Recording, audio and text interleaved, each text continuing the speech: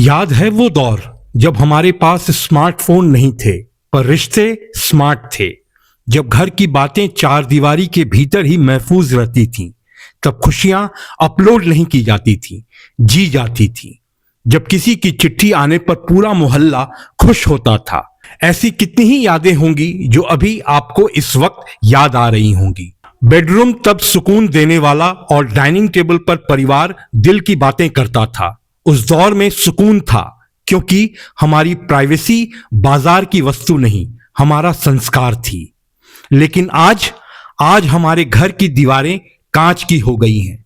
Blogging और views की भूख में हमने अपनी प्राइवेसी को बाजार में खड़ा कर दिया है, जहां व्यूज और लाइक्स के लिए हम खुद और अपने बच्चों की मासूमियत और जीवन साथी की निजता को बाजार में बेच रहे हैं।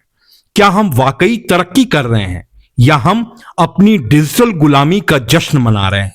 आइए आज इस डिजिटल प्रदर्शनवाद के पीछे के सच को समझते हैं। टटोलते हैं उस तथाकथित मनोरंजन को जो क्या सिर्फ मनोरंजन है या एक मानसिक बीमारी।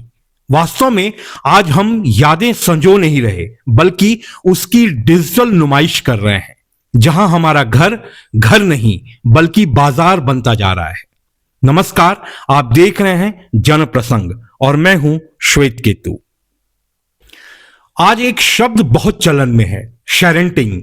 ये दो शब्दों से मिलकर बना है, शेयरिंग और पेरेंटिंग। आज एक बच्चा पैदा बाद में होता है, उसका डिजिटल फुटप्रिंट पहले बन जाता है। उसके नहाने से लेकर उसके पहले कदम तक सब कुछ आज पब्लिक है। एक्सपर्ट्स के मुताबिक जरा सोचिए, जब वह बच्चा 18 साल का होगा तो इंटरनेट पर उसका पूरा इतिहास मौजूद होगा। क्या उसे अपनी निजता का हक नहीं था? क्या हमने उसकी सुरक्षा को दांव पर नहीं लगा दिया? पेडोफाइल्स और डेटा चोरों के लिए जानकारी किसी खजाने से कम नहीं। बच्चों का इस्तेमाल कंटेंट के तौर पर करना नैतिक पतन है। साइबर एक्सपर्ट्स का मानना है कि लोग इसे सिर्फ मनोरंजन समझते हैं, पर यह डिजिटल सुसाइड है। जब आप अपने बच्चे के स्कूल की ड्रेस, घर का कोना कोना और अपनी लोकेशन लाइव शेयर करते हैं तो आप डिजिटल किडनैपिंग और डीप फेक अपराधियों को कच्चा माल दे रहे होते हैं। आपकी एक फोटो का इस्तेमाल डार्क वेब पर किस तरह हो सकता है, आप कल्पना भी नहीं कर सकते।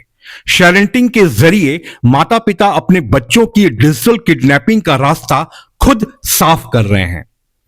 बच्चों पर इसका एक मनोवैज्ञानिक असर पड़ रहा है। उनका बचपन व्यूज की भेंट चढ़ गया है। इससे उनमें गंभीर मानसिक रोग और आइडेंटिटी क्राइसिस पैदा हो रहा है। आज रिश्ते इमोशंस पर नहीं, एल्गोरिदम पर चल रहे हैं। जब आप अपने पार्टनर के साथ झगड़े या बेहद निजी पल कैमरे पर लाते हैं तो आप उसे सुलझा नहीं रहे बल्कि दुनिया से सहानुभूति बटोर रहे हैं। आज मोबाइल ने हमारे हाथों में पूरी दुनिया तो दे दी पर हमारे घर की शांति छीन ली। अब बेडरूम में सुकून नहीं, कंटेंट ढूंढा जाता है। पति पत्नी के झगड़े अब सुलझाए नहीं जाते, रिकॉर्ड किए जाते हैं ताकि व्यूज बढ़ सके। आमतौर पर इसमें आपसी सहमति नहीं होती। अक्सर परिवार का एक सदस्य ब्लॉग बनाना चाहता है पर दूसरा नहीं। यह अनकहा दबाव रिश्तों में ऐसी दरार पैदा कर रहा है जो कभी नहीं भरेगी।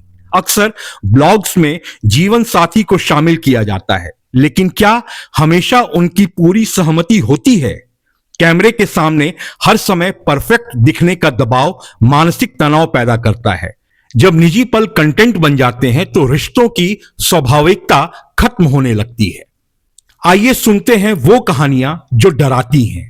ये आप बीती जो अब शर्म के लिहाफ में दुबकी अपनी पहचान गुप्त रखने की शर्त पर कुछ कहने को तैयार हुई। पहली घटना है फरीदाबाद की, जहां की रहने वाली 30 साल की महिला ने बताया कि मेरे पति हर छोटी बात ब्लॉग पर डाल देता था। हमारी बेडरूम की बातें, यहां तक कि जब मेरी मां का देहांत हुआ तब भी वह कैमरा लेकर खड़ा था। मुझे लगा जैसे मैं एक इंसान नहीं, उसके लिए एक कंटेंट हूं। आज हमारा तलाक हो गया क्योंकि हमारे बीच प्राइवेसी जैसी कुछ चीज बची ही नहीं थी। वहीं दूसरी ओर दिल्ली के 23 साल के एक युवा ने कहा कि बचपन में मेरे मम्मी पापा ने मेरी हर फनी और शर्मिंदा करने वाली वीडियो डाली। आज कॉलेज में लोग मेरा मजाक उड़ाते हैं। मुझे लगता है मेरा बचपन मेरा था ही नहीं, वह तो इंटरनेट की जागीर था। फरीदाबाद के ही एक 45 वर्षीय सज्जन ने बताया कि पहले घर में कोई मेहमान आता था तो हम बातें करते थे।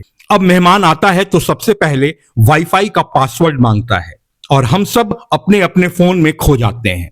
हम साथ होकर भी साथ नहीं हैं। वास्तव में ऐसी कहानियां आज बिखरी हुई हैं। आज हम सब जानते समझते हुए भी उसे अनदेखा कर रहे हैं, जो हमारे भविष्य के लिए एक खतरे की घंटी से कम नहीं। आखिर क्यों कर रहे हैं हम ऐसा? जवाब है डोपामाइन। हर लाइक दिमाग को एक नशा देता है और दूसरा बड़ा कारण है पैसा। इन्फ्लुएंसर कल्चर ने हमें सिखाया है कि सब कुछ बिकता है। जब निजी विवादों पर ज्यादा व्यूज आते हैं तो लोग जानबूझकर नाटक करते हैं। वास्तव में हम अटेंशन इकोनॉमी के गुलाम होते जा रहे हैं, जहां जीना भूलकर हम बस रिकॉर्ड करना जानते हैं। सच्चाई कड़वी है। इन्फ्लुएंसर बनने की चाहत ने आम आदमी को खरीदार और घर को बाजार बना दिया है। जब घर के झगड़े दिखाने पर सोशल मीडिया प्लेटफॉर्म से 2 लाख रुपए का चेक आता है तो नैतिकता मर जाती है। लोग जानबूझकर विवाद पैदा करते हैं ताकि इंगेजमेंट बढ़े। इससे हम एक ऐसी पीढ़ी तैयार कर रहे हैं जो बिना कैमरे के खुश होना भूल गई है।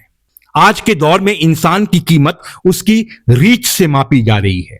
लोग खुद को तब तक खुश या सफल नहीं मानते जब तक दुनिया उसे अप्रूव न कर दे। जीवन साथी के साथ प्यार दिखाना या विवाद साझा करना बाहरी दुनिया से सहानुभूति या सराहना पाने का एक जरिया बन गया है। विडंबना यह है कि भीड़ भरे सोशल मीडिया पर लोग अंदर से अकेले हैं। अजनबियों से जोड़ने की चाहत में वे अपने सबसे करीबी लोगों की प्राइवेसी दांव पर लगा देते हैं। पैसे कमाने की होड़ ने हमारे नैतिक मूल्यों को पूरी तरह धुंधला कर दिया है। अब सवाल है कि इसका समाधान क्या है? बच्चों की परवरिश कैसी हो, यह जिम्मेदारी पूरी तरह से हमारी है।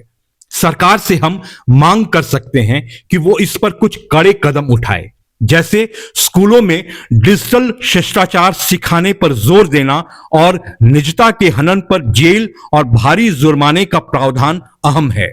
सरकार को डीपीडीपी एक्ट के तहत डिजिटल प्राइवेसी पर सख्त कानून लागू करने होंगे।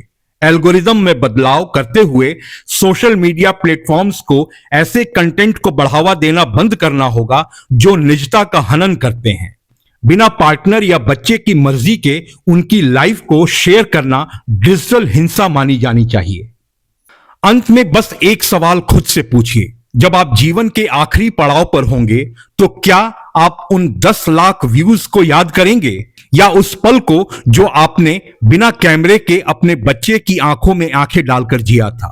इंटरनेट कभी कुछ नहीं भूलता। आपकी आज की एक मस्ती भरी पोस्ट आपके बच्चे का कल और आपकी गरिमा छीन सकती है। पैसे कमाने की होड़ में अपने नैतिक मूल्यों को मत बेचिए। सरकार सख्त कानून बना देगी, पर सबसे पहले रुकना हमें ही होगा। अपने फोन को कुछ देर के लिए किनारे रखिए, अपनों के पास बैठिए बिना किसी रिकॉर्डिंग के, क्योंकि असली सुकून स्क्रीन पर नहीं साथ में है। डिजिटल रहिए पर इंसान बने रहिए। याद रखिए, आपकी असली संपत्ति फॉलोअर्स नहीं, आपका अपना परिवार है। फिर मिलेंगे।